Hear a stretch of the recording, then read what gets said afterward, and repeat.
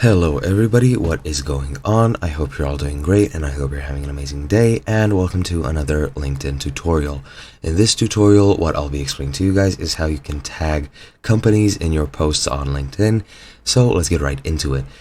So first and foremost, LinkedIn is a social media site where you can search for jobs, connect with people in a similar industry to you, use your profile as an online resume, etc., etc.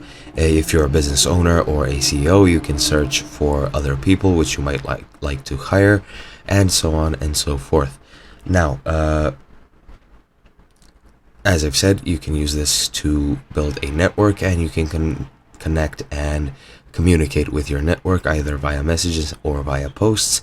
And in this tutorial, as I've already said, I will explain to you guys how you can tag companies in your posts. So let's get right into it. It's pretty much the same process as tagging people. So as you can see, I am currently on my homepage, and let me just dismiss this real quick.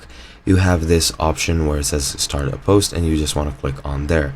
To actually tag somebody or a company, just put in an @, and as you can see, I can tag these companies that pop up. I can search for other companies by